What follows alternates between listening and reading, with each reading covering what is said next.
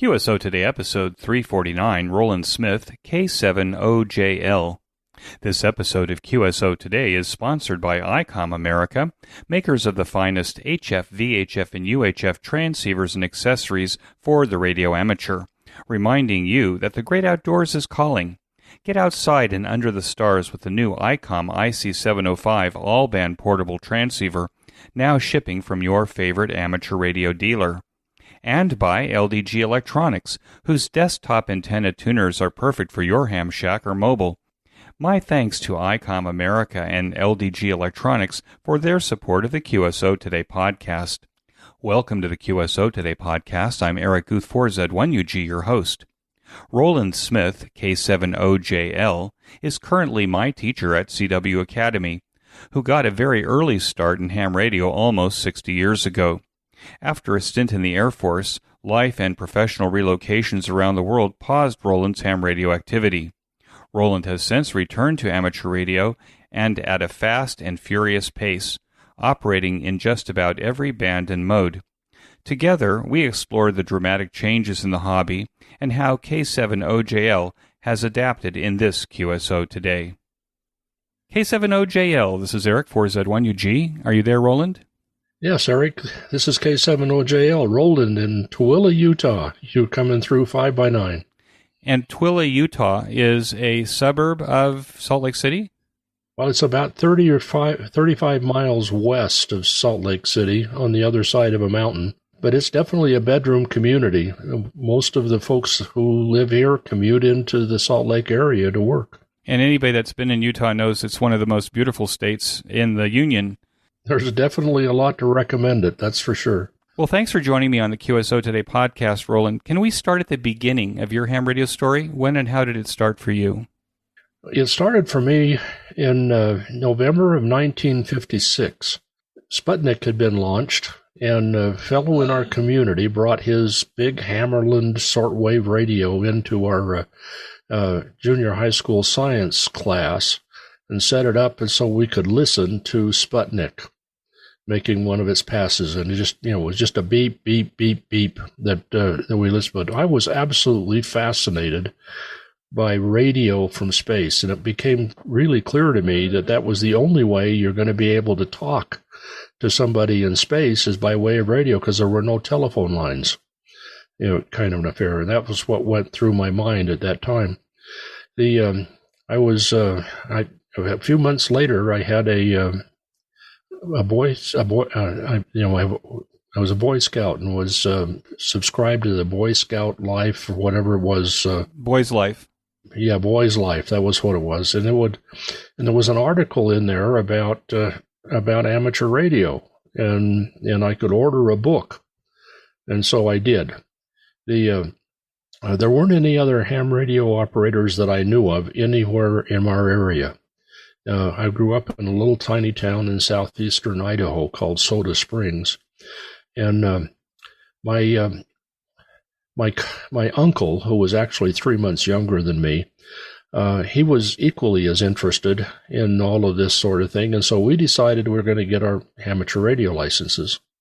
So we ordered the records to get and learn Morse code. You had to do 5 words a minute, kind of an affair. And we both got licensed. So we took the test in November, 2 years later, November 1958. And then we had to wait forever for the call sign and paperwork to arrive in the mail, and finally arrived in February of 1959. And I was KN7OJL. And my uncle was KN7MEU. And by that time, we'd both built a receiver and a transmitter, and we had 2 crystals, one for 40 meters and one for 80 meters. And my first QSO was with my uncle. What kind of radios did you build? What was the receiver? Okay, so I bought and built a Night Star Roamer receiver. And that was the first thing. It was like $60, which was really a lot of money in 1957. But my dad was quite happy to help fund it.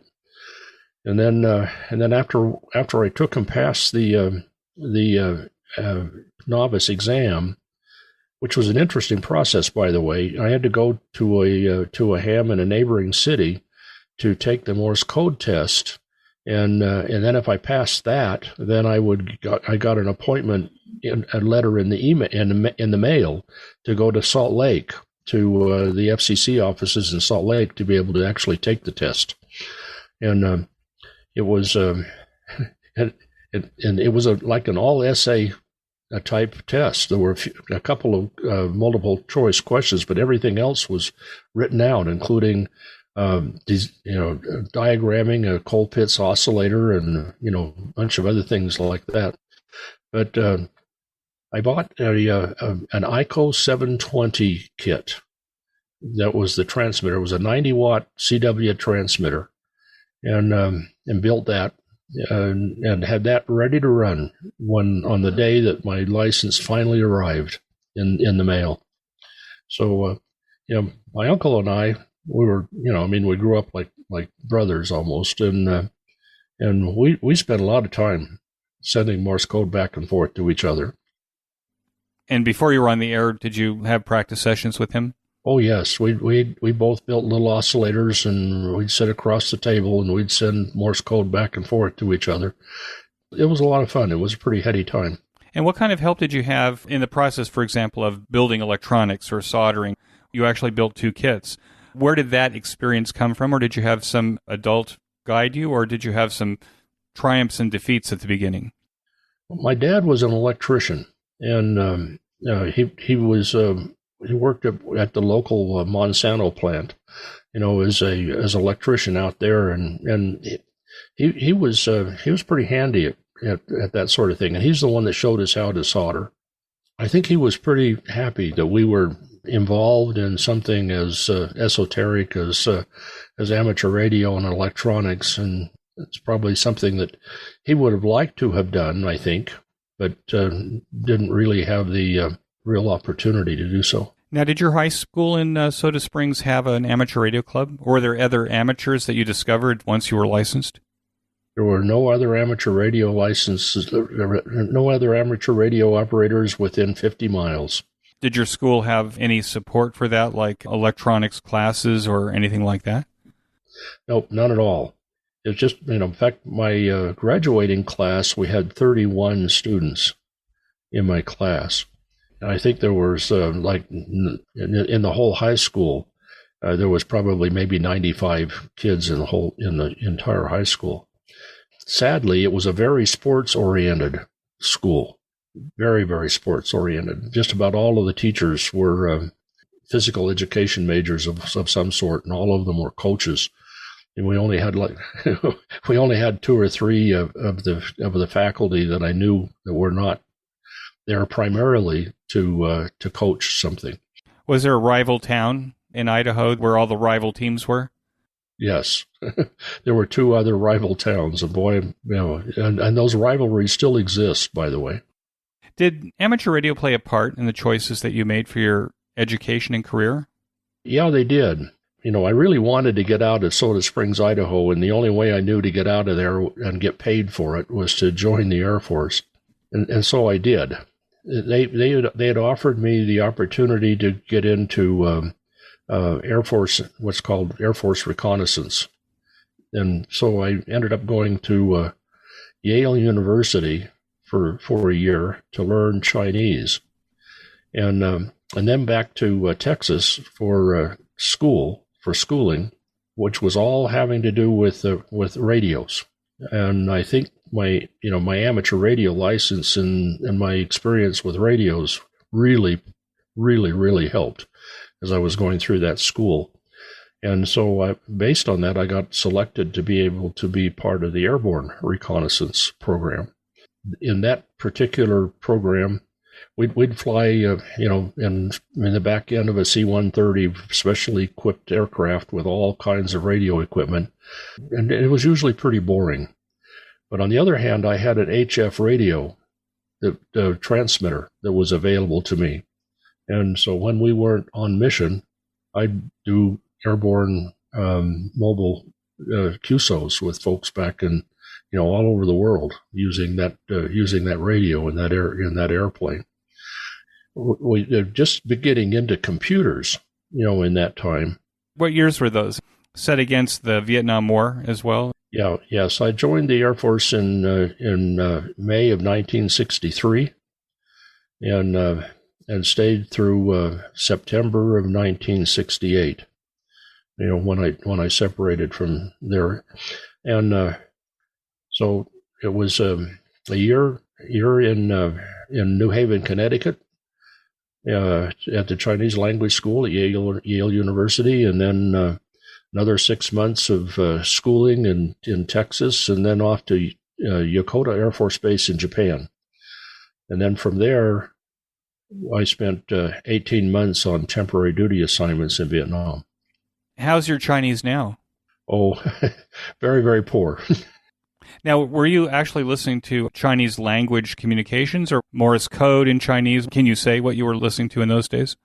Yeah, what we were doing has been declassified, so it's I could talk a little bit about it. But we would fly along the coast of China and listening for communications between aircraft and ground controllers and anything else that was going on that was related to that.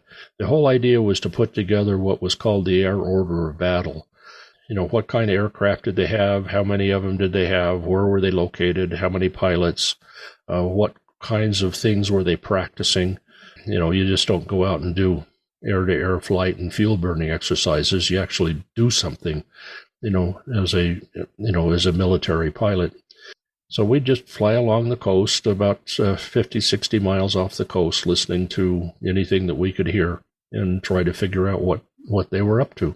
In Vietnam, we'd fly missions around the Gulf of Tonkin, where we were paying attention to what the North Vietnamese were doing and what the Chinese were doing. And we'd fly every other day.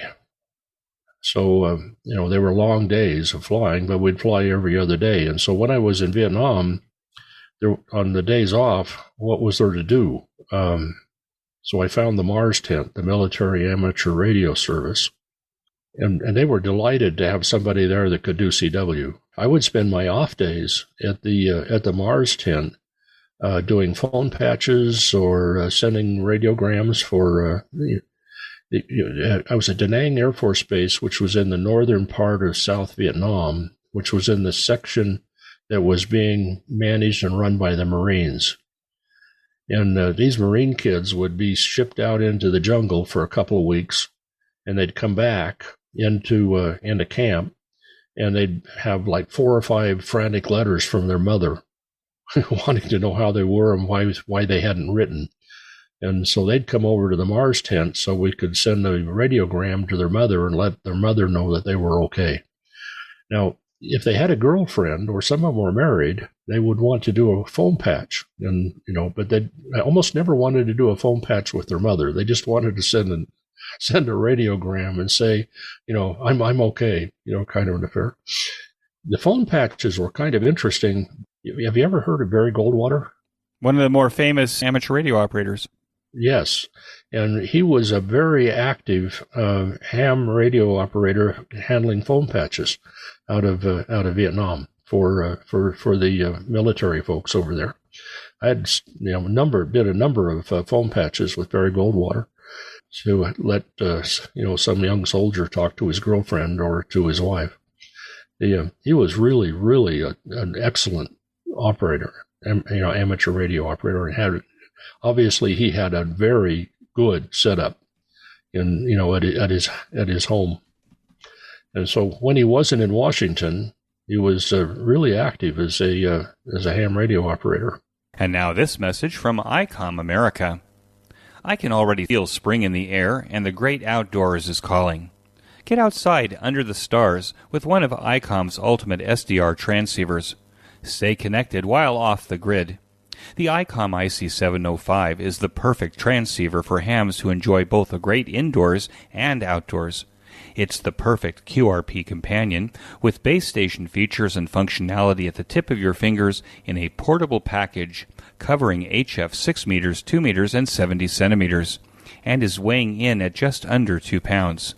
These features include a 4.3-inch touchscreen with live band scope and waterfall, 5 watts with a BP272 battery pack, or 10 watts with an external 13.8 DC power supply. Single sideband CW, AM, FM, as well as full D-Star functions. A micro USB connector, Bluetooth, wireless LAN, and an SD card slot. Integrated GPS with antenna and GPS logger.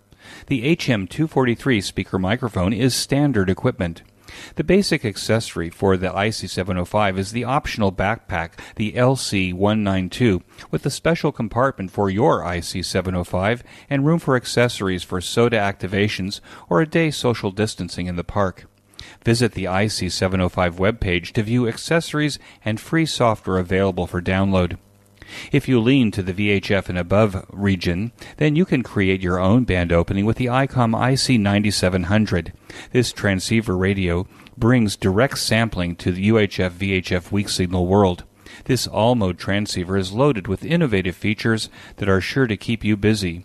These features include a 4.3-inch touchscreen color TFT LCD with real-time high-speed spectrum scope and waterfall display, smooth satellite operation with 99 satellite channels, dual watch operation, and full duplex operation in satellite mode.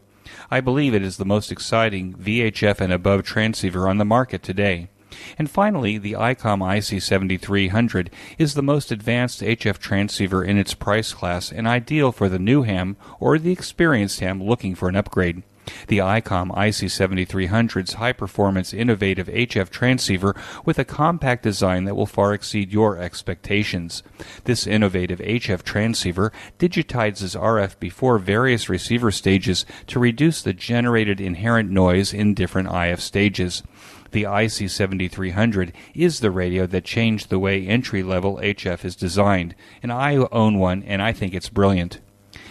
Its features include RF direct sampling, 15 discrete bandpass filters, large 4.3-inch color touchscreen, real-time spectrum scope, and an SD memory card slot. The real HF fun starts at Icom. Be sure to buy one of these fine Icom transceivers at your favorite ham radio dealer, and when you do it, tell them that you heard about it here at QSO Today. And now, back to our QSO. I've had a number of guests on the QSO Today podcast who were active in Mars stations in Vietnam during that period of time. Do you remember any other amateur radio operators that you met there in Da Nang? I remember several of them, but boy, I don't remember any call signs. That's just too long ago, Eric. But I'd go over and I'd spend probably 3 or 4 hours, there. They had enough amateur radio operators that you got scheduled. I'd be there, and my temporary duty assignments were I would be 3 weeks in Vietnam and then go back to Japan for 3 weeks and then go back, back and forth between the two places. And so I was an irregular operator there at the Mars 10 in Vietnam in Da Nang. When I first got there, it was just a small tent, and we had 2 radios. And one great big huge tower with a Yagi up on the top of it, and it had an 80-meter dipole antenna and then a 40-meter Yagi up on the top of the tower, and that was it. By the time I left, and last time I was there in July of 1968, we had I think we had 10 radios. And we had an antenna farm like you wouldn't believe, stretching all up and down the coast. We're right on the coast, and so we had good saltwater propagation. It was pretty fancy. Once you left the U.S. Air Force in '68, what did you do after that? I went to Purdue University in West Lafayette, Indiana. Majored in mathematics because that was the department where the computers were. That pretty much became my passion, and so my whole rest of my career has been involved somehow with computers. Where did you go after Purdue? When I got to Lafayette, Indiana, I needed a job, of course, in addition to the GI Bill, and I got a job with a company called TRW that had a little plant there in Lafayette, Indiana, as a computer operator from 4 in the afternoon till midnight, and it didn't take maybe within the year, I got promoted to be the EDP manager for that little operation, and then got invited in 1971 to move to the group headquarters in Cleveland, Ohio, and we had developed at that little plant there in Lafayette, Indiana, a pretty nice system for managing inventory, and TRW had a similar plant over in Dusseldorf, Germany, and so they invited me to come over to the group headquarters and transfer that software to Dusseldorf, to the plant in Dusseldorf, and set it up and get it running over there. So I started traveling back and forth to Germany, and it turned out that it would have been less expensive for us to just move to Germany, as a family, and not only install the software there, but at a couple of other TRW plants. And so in 1972, we moved to Dusseldorf, Germany. So this is your wife, Nina, and the family that you were building at that time? Yes, that's right. We had 4 children at the time. So we spent a couple of years in Dusseldorf, and then we moved to Munich and spent a couple of years there. Became quite fluent in German, and that's what happened to the Chinese. The Chinese just got driven out of the head. Moving to Germany, pretty much, I left the amateur radio equipment and everything behind. In fact, I sold it when we moved, and that pretty much ended my amateur radio for a number of years. Just got so involved in family and other kinds of things that it just kind of went by the wayside. Yeah, we moved back to Cleveland, after almost 5 years in Germany, and, just continued building the family and a lot of travel, a lot of international travel and so on. Sometimes Nina would go with me. Most of the time she just stayed home and took care of the family. Then I was offered a position out here in Utah with Thiokol Corporation. That was, they made the rocket boosters. Well, this was, during the period of time when they were working on getting back into the flight business after the Challenger accident. And they hired me to come out here to run a program to do a major overhaul on their computer systems, and which I did. From there, I went to work in the semiconductor business industry. Went to Japan for a company called LSI Logic as the IT director at a very large manufacturing facility there in west of Tokyo. Yeah, so now we were back to Japan 30 years later. And speaking Japanese, so out with the German, in with the Japanese. Well, the German and the Japanese have stuck, but the Chinese has not. So effectively, in this period of time, you're out of amateur radio. So did you have enough time to occupy your time with anything other than family and career? Yeah, the other hobbies, I guess you could call them that. We've been, fairly active in our church, and it, took up a fair amount of time as well. Computers and programming and doing my own little thing, associated with that was probably more of also an at-home hobby. I bought an Altair computer and built that. I had a Commodore 64. I actually bought a Radio Shack TRS-80 computer. I ran a bulletin board system for a while, back when that was really, really active, and just before the internet came along. And then the internet actually hit, and I said this is where the rest of the world is going to go. And we spent a lot of time. I had a Prodigy account. I think they were the first one. They actually had like the disc at the supermarket. Right, that's right. And I had a Prodigy account, and I thought that email was just a really, really fun thing. So that was the kind of thing that was pretty much occupying my time and that sort of thing. And that went till, let's see, it was probably about 2002 something. Anyway, my daughter was living down in her and her family were down in Chandler, Arizona, and we'd gone down to visit and had stopped in at a Barnes and Noble store. And I was just kind of browsing around and found a book picked up a book that was Ham Radio for Dummies. And I looked at that and I said, "Oh, that would be fun. I wonder what it would take to get the license." Now, back when we moved to Germany and I sold off my radio equipment, part of the motivation for doing that was the FCC had changed a lot of the licensing rules and were charging a fairly high fee in order to renew your license.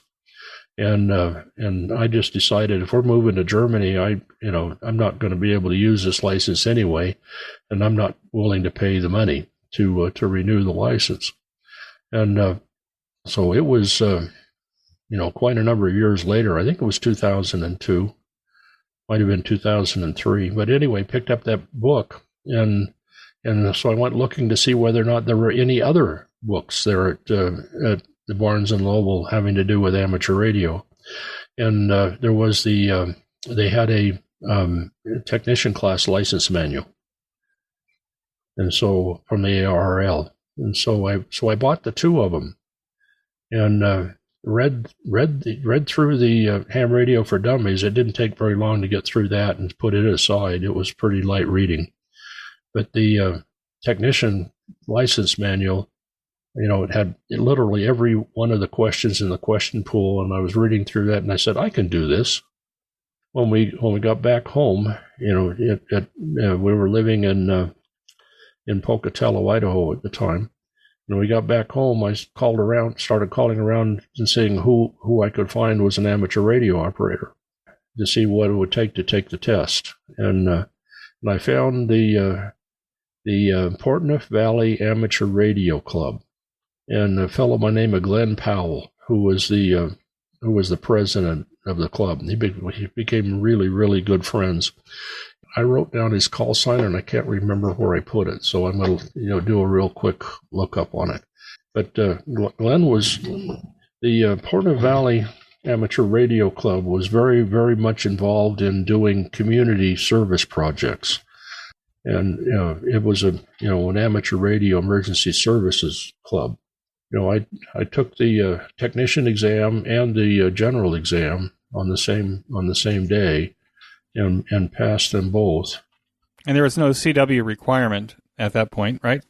Yes, exactly. It was all theory. It was all multiple choice. And I thought it would, K9GP, Kilo 9 Glenn Powell was his call sign. And he actually became my mentor, if you will, my Elmer that got me back into amateur radio. And still, a really good friend. Let me take a quick break to tell you about my favorite amateur radio audio podcast, and that's the Ham Radio Workbench podcast with George, KJ6VU, Jeremy, KF7IJZ, and it now includes Michael Walker, VA3MW, where they pursue topics, technology, and projects on their ham radio workbenches every 2 weeks. The group documents their projects and makes circuit boards available to their listeners. They have interesting guests and go in deep. Jeremy may complain about the overall length of the podcast, but friends, let me tell you that I could listen to it all day, and that's good. Even if you are a seasoned ham radio builder or just getting started, be sure to join George, Jeremy, and Mike now for the Ham Radio Workbench podcast on every podcast player. Use the link on this week's show notes page by clicking on the image. And now back to our QSO today. Now, I have to say, and I said this before we started, that when I look at your QRZ page and I look at your blog that you have up online, and I'll put a link to that, which means you might have to update it now because people will go there and want to know more about you, that your return to ham radio kind of looks like an egg being thrown against the wall. You are splattered all over ham radio. Your list of radios looks like it touches on every technology that we have short of microwave. How did that return happen for you? Well, truly it was due to Glenn Powell, and that amateur radio club there in Pocatello. A small group of people had put together an ultra trail race. It was going to be held up in the mountains, and it's in an area where there is absolutely no cell phone service. As a radio club, we were invited to see if we could figure out how to put together all the communications for it. Even now, we go up every year that they hold the race and be a part of it. Kind of is held on the first Saturday in June. And it's a 100-mile really grueling race, and there are a lot of people who travel from all over the world to come and run the Scout Mountain Ultra Trail race.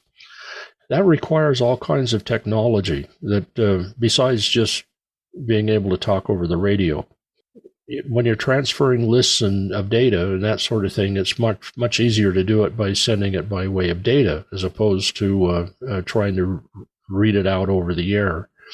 And so we got involved in mesh networking. We got involved in all kinds of different methodologies of putting a balloon up in the air for an antenna, putting up crossband repeaters to be able to, link up all of the aid stations with each other and so on. I mean, it was just a lot of fun being very, very much involved, with making that happen. So, but it wasn't just, the trail race was the most technology oriented thing, but the club also handled the 4th of July parade, the 24th of July parade, which is a big deal out here in this part of the world, the Christmas parade, the marathon, get involved in the bicycle race, which goes from Logan to Jackson Hole, Wyoming, all of that sort of thing. And it was just really fun. Now I was working still. I hadn't retired yet. I didn't retire till 2014, September 2014. It literally became the new old hobby. And had it changed much? Did you have like this feeling when you kind of got back in and saw what happened? It had changed enormously. Of course, I'd completely forgotten pretty much CW by then, and the first thing I noticed is that CW just didn't seem to be a very important part of amateur radio anymore.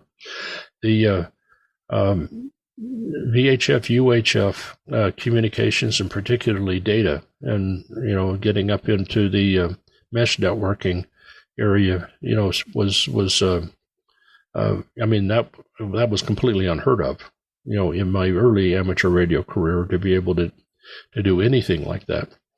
Would love to have been able to send radiograms by way of packet radio back in Vietnam. That would have been really handy and helpful.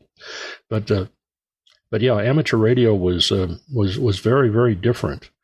The other thing I noticed is that amateur radio had become an older guy's sport.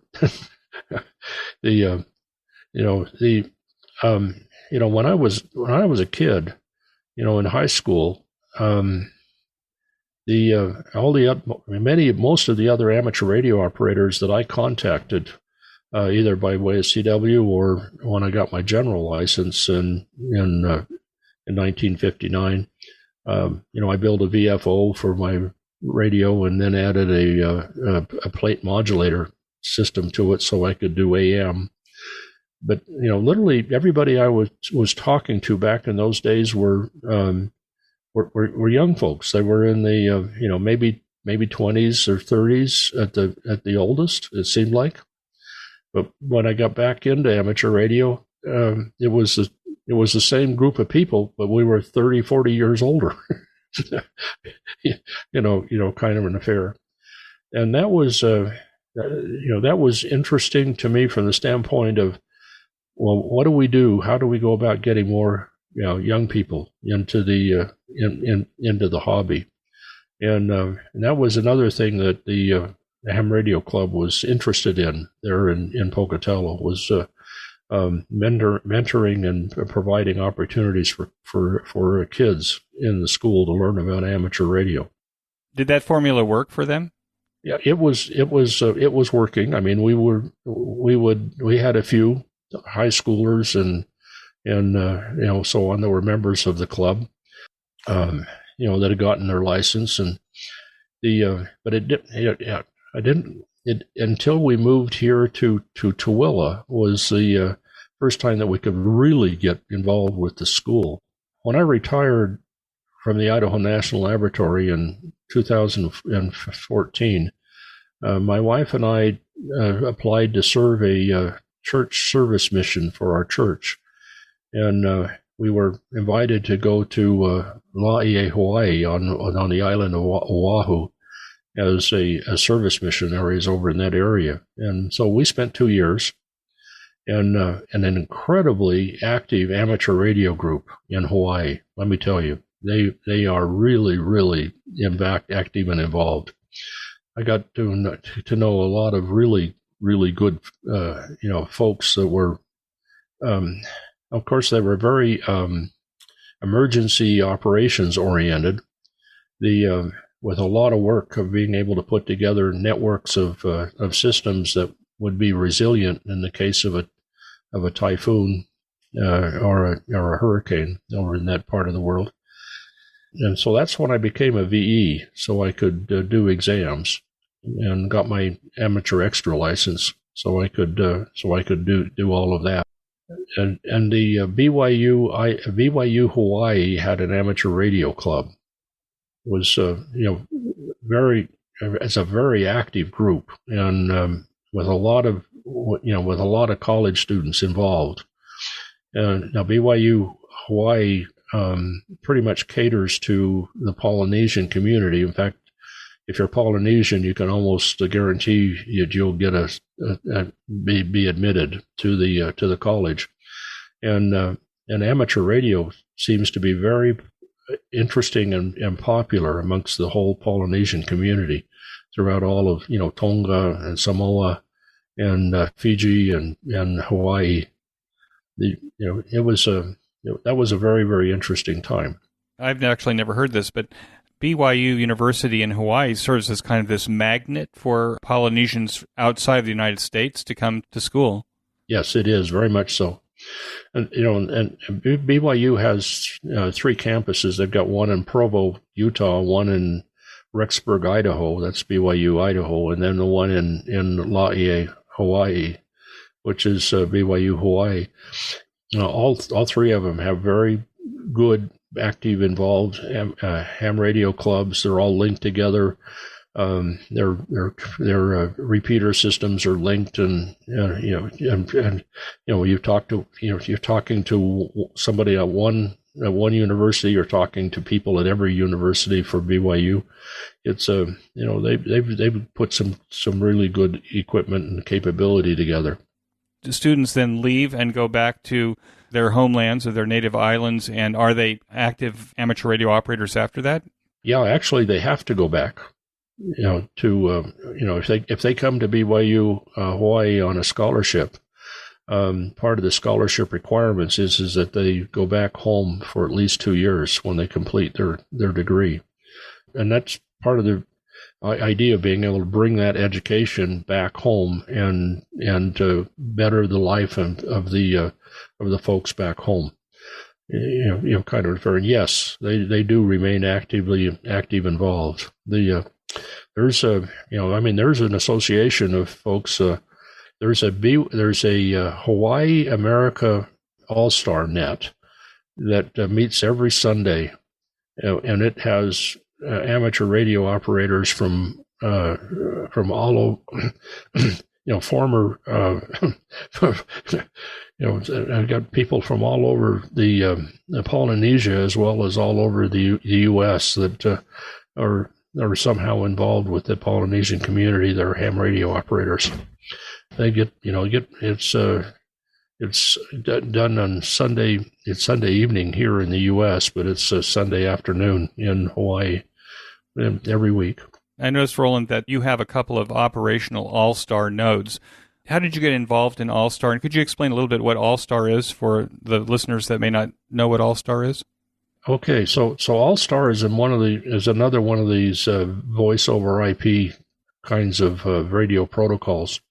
It's built around the open source Asterisk PBX software, and so it's built and intended to be able to link different PBXs together, and so it's very, very easy to put together a network of systems over the internet using Asterisk capability.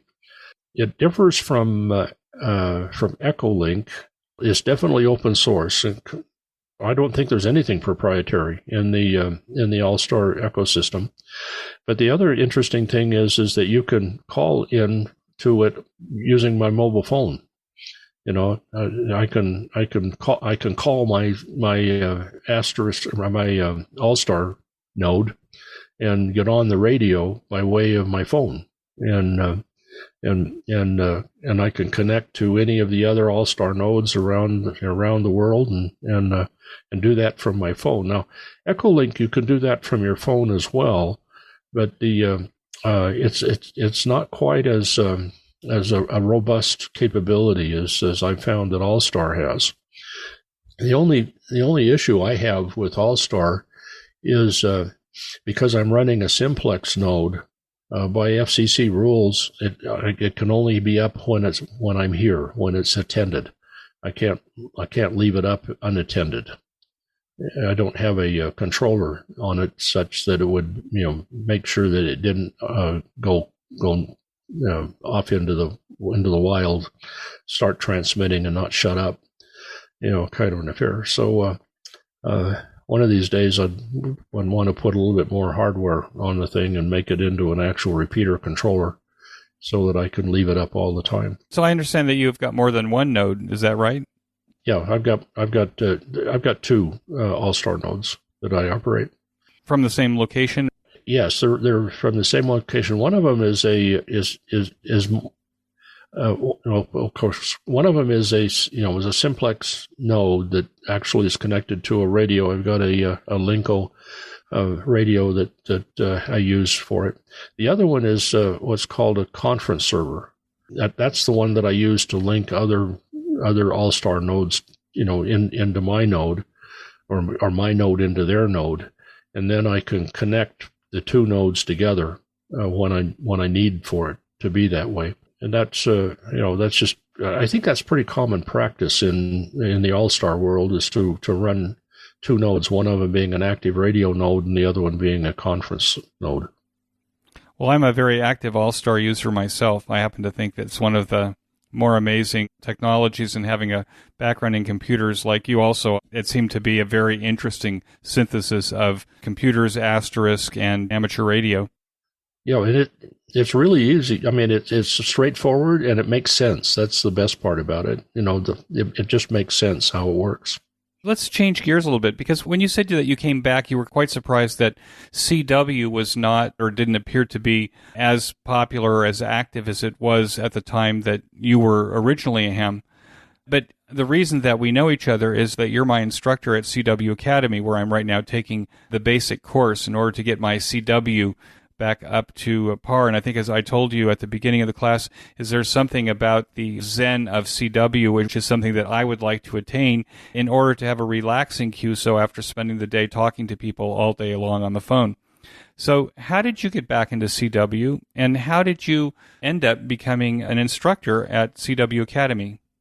One of the things that happened is, of course, the CW requirement went away in the late 1990s, I think. And I think what happened at that point is everybody's, kind of breathed a huge sigh of relief and went on to do other things. By 2010 or so, it became apparent to me that there was a resurgence in interest in CW.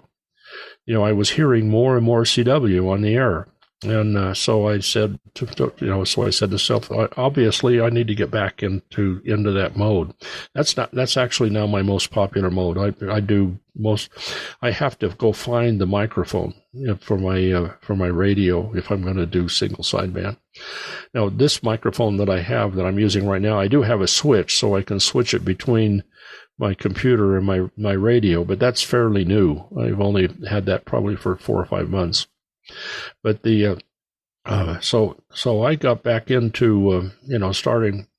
I bought a paddle and a keyer and started doing little CW QSOs, and it was about 2010, 2011, somewhere around in there, and found that I just really enjoyed it.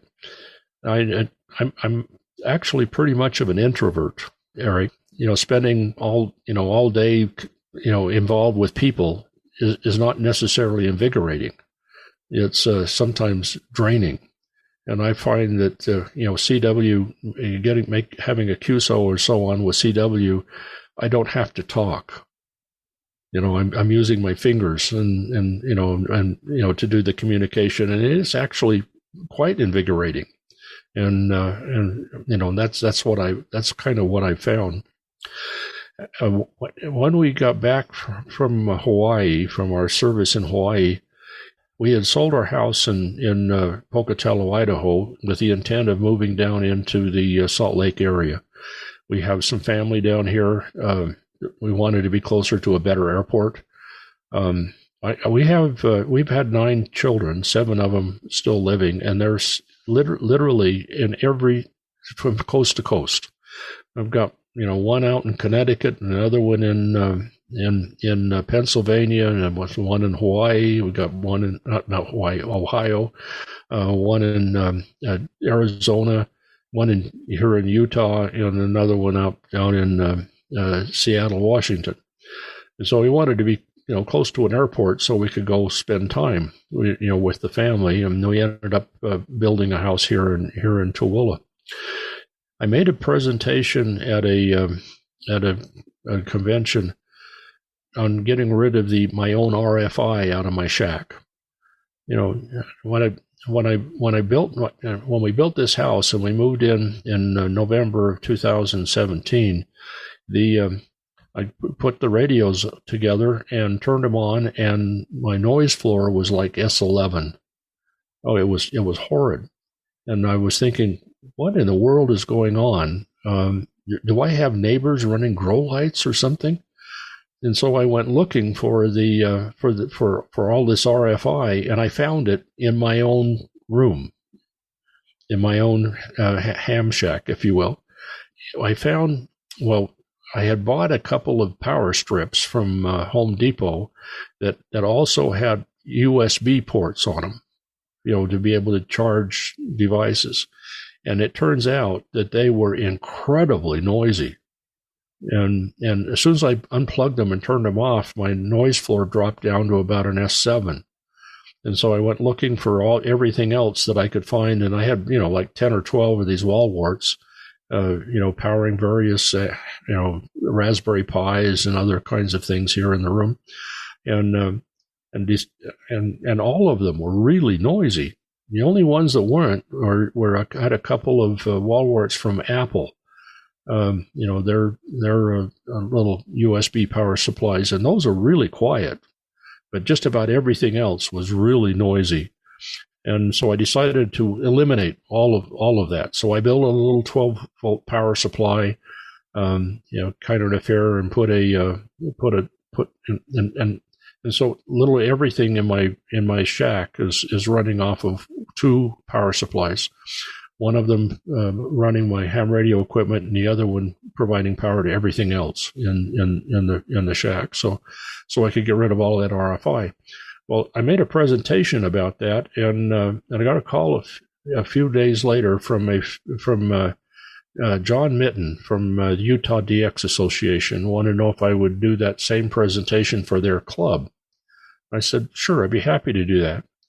And they have a dinner before the meeting, that anybody wants to come to, and they invited my wife and I to join them for dinner and then make the presentation. Well, I got there and was seated next to a fellow by the name of Bob Carter, K9. KWR7Q, Whiskey Romeo 7Q.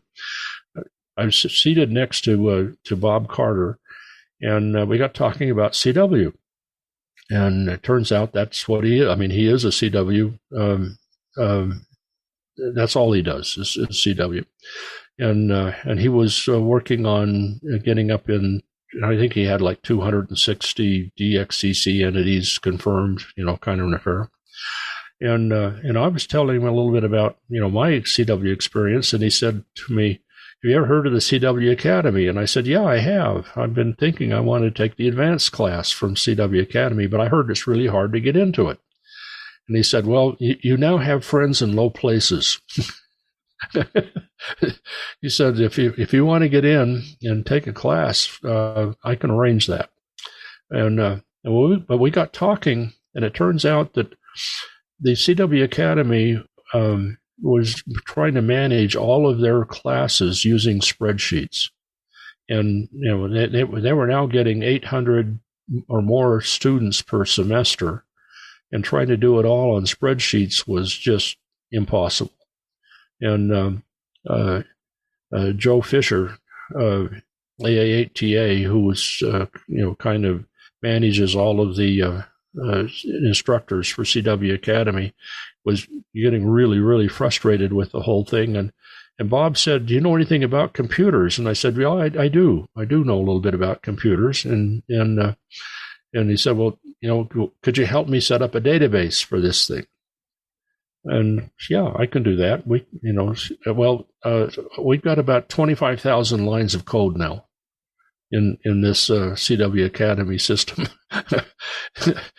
Something that was supposed to be just a little simple database to start with. But anyway, I took the advanced class from him, and he said, and had just a great experience. It was, at the end of the class, he said, "Okay, it's your turn. You need to be an advisor."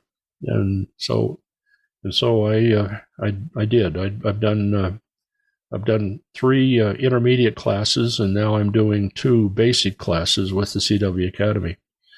It's a great program, and I'm not really a teacher. I'm more of a coach or an advisor and a cheerleader. Is what my role really is. Kind of an affair. If you're going to do this thing, you've got to make a commitment that you're going to spend at least an hour a day, during the 8 weeks of the class, doing your homework.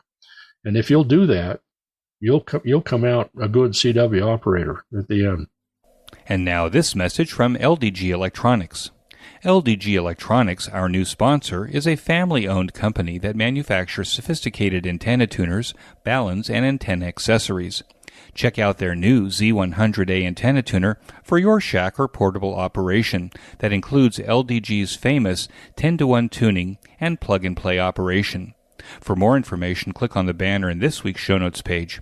And when you make your LDG purchase, tell them that you heard about it here on QSO Today. And now back to our QSO.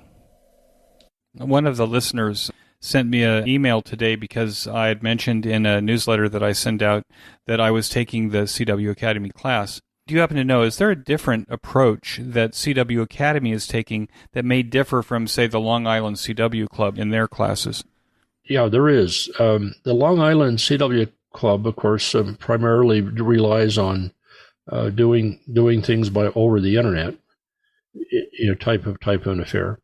The CW Academy is very much oriented around being able to copy code without having to use a pencil and paper, and do it in your head.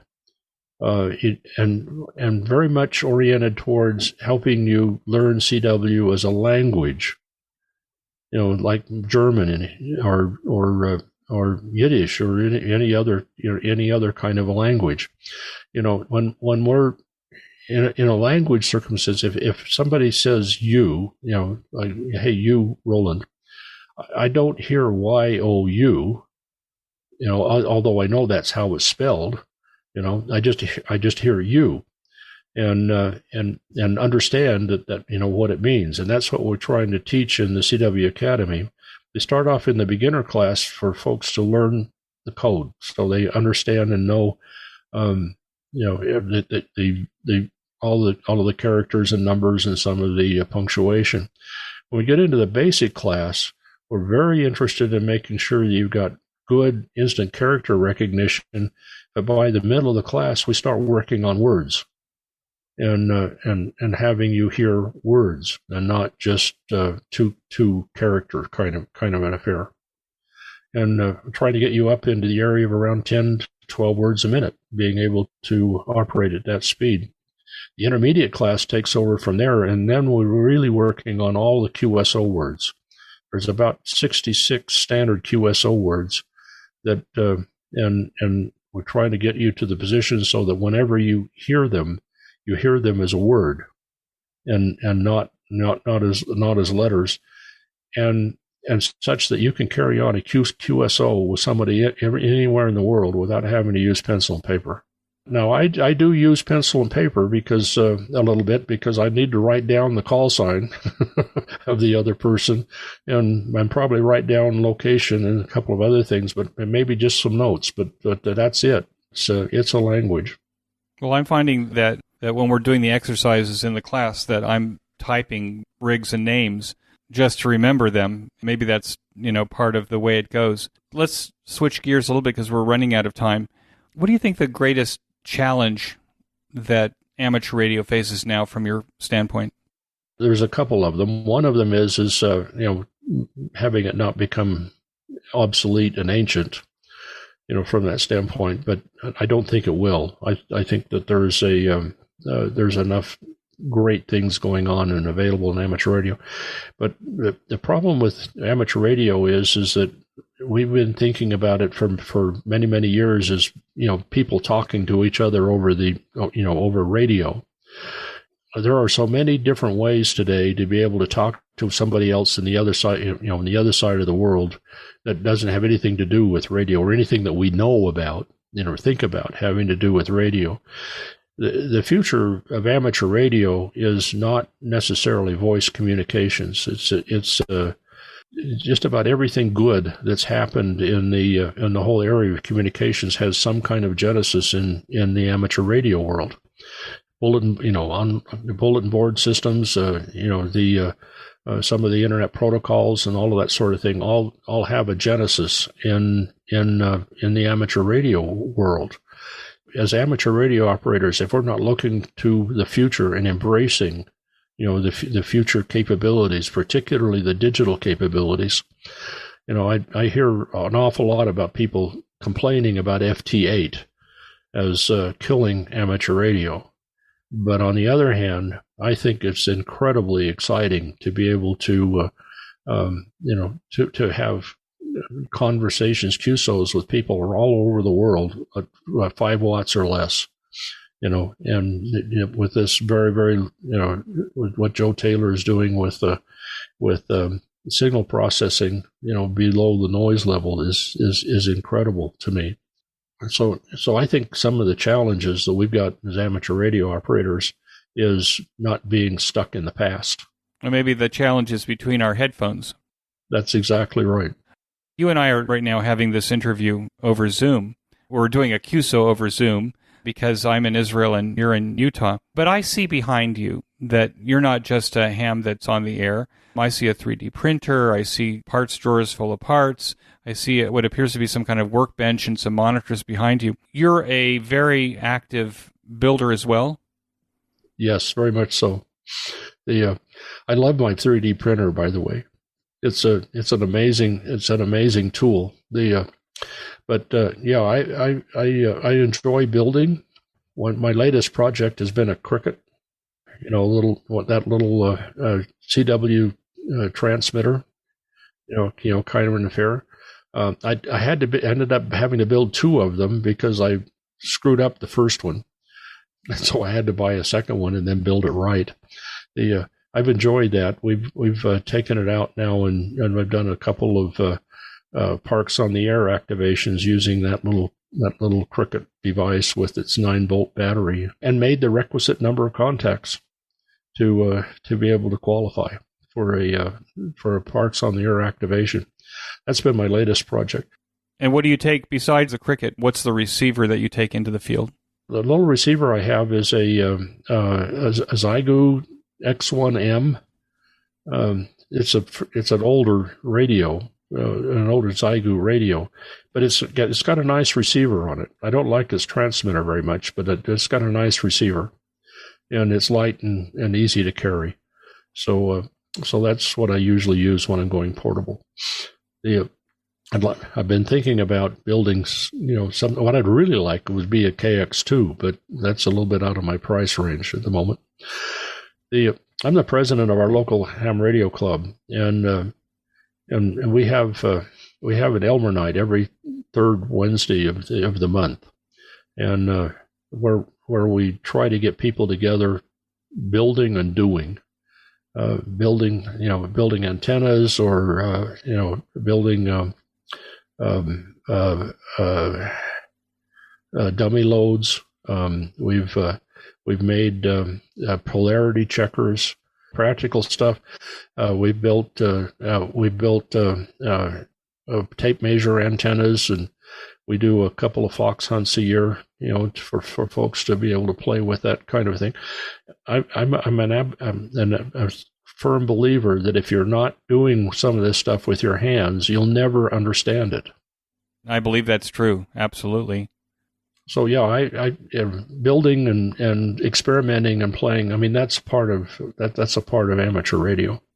It seems to me that you could advise not only returning hams, but also new hams that have found the hobby after retirement. What do you think the key ingredients are to ham radio success now for this group of hams? I think there's a couple of things that play in this area, Eric. One of them is there's a community. You can get a sense of community, that associated with amateur radio. I think, generally speaking, because most of the time we're behind a microphone and a radio and not face to face, amateur radio seems to be a much more inclusive kind of a society. I think that is an important part of amateur radio is the idea that there's community, and it doesn't matter that if you've got a disability or you've got you've got issues of different types or anything else. You could be a very introverted person and be a very much a part of a vibrant community that's really quite energizing. I think that's part of what makes amateur radio interesting to people. The other thing about it is the cost of entry has gotten really low. You can get into amateur radio inexpensively, but before you know it, you'll have spent as much money as you would have spent on golf or something else. It's like a snowball, isn't it? You can't help it. You see something that you want to do, and you just can't help it. Yeah, I mean, you could start off with a little Baofeng handy-talkie, but it soon becomes apparent that you can do better. Like many other ham radio operators, I'm pretty sure my wife has no idea how much some of this stuff really cost. At some point, they'll know. Yes, I've helped a couple of guys sell off their, if wives sell off their dead husbands' amateur radio gear, and are surprised at what kind of value was there. It's a condo in Florida or something like that, right? Yeah, that's one of the things that I think is enticing. But the other side of it is that there is so much there are so many hobbies within the hobby of amateur radio. The folks who like to climb mountains find amateur radio exciting, the folks who like to do marathons and that sort of thing, find that there's a home for them in amateur radio. The people who like to play with electronics and that sort of thing, there's a home for them in amateur radio. An amateur radio is essentially just an umbrella with a whole bunch of different kinds of opportunities and actions and so on involved with it, and there'll be people love to help you in whatever aspect of amateur radio you're interested in. And I think that's part of the community spirit that belongs to amateur radio. I think you're 100% right, and I think that's a great place for us to say 73. Roland, I want to thank you so much for joining me on the QSO Today podcast. Like all of the people that I send invitations to who send me back a message that they have nothing interesting about their lives, you have proven me right again that you were wrong and that you have an amazing ham radio story as well as a life story. I want to thank you so much for joining me on the QSO Today podcast and sharing that story with us. So with that, I want to wish you 73. Thank you, Eric. 73, and I hope you have a great rest of your day. That concludes this episode of QSO Today. I hope that you enjoyed this QSO with Roland. Please be sure to check out the show notes that include links and information about the topics that we discussed. Go to www.qsotoday.com and put in K7OJL in the search box at the top of the page. My thanks to Icom America for its support of the QSO Today podcast. Please show your support of Icom America by clicking on their banner in the show notes pages. You may notice that some of the episodes are transcribed into written text. If you'd like to sponsor this or any other episode into written text, please contact me. Support the QSO Today podcast by first joining the QSO Today email list by pressing the subscribe buttons on the show notes pages. I will not spam you or share your email address with anyone. Become a listener sponsor monthly or annually by clicking on the sponsor buttons on the show notes pages, or use my Amazon link before shopping at Amazon. Amazon gives me a small commission on your purchases while at the same time protecting your privacy. I'm grateful for any way that you show appreciation and support. It makes a big difference as I head towards episode 400. QSO Today is now available in the iHeart, Radio, Spotify, YouTube, and a bunch of other online audio services, including the iTunes Store. Look on the right side of the show notes pages for a listing of these services. You can use the Amazon Echo and say, "Alicia, play the QSO Today podcast from TuneIn." My thanks to Ben Bresky, who edits every single show and allows both this host and my guest to sound brilliant. Thanks, Ben. Until next time, this is Eric, 4Z1UG, 73. The QSO Today podcast is a product of KEG Media Inc., who is solely responsible for its content.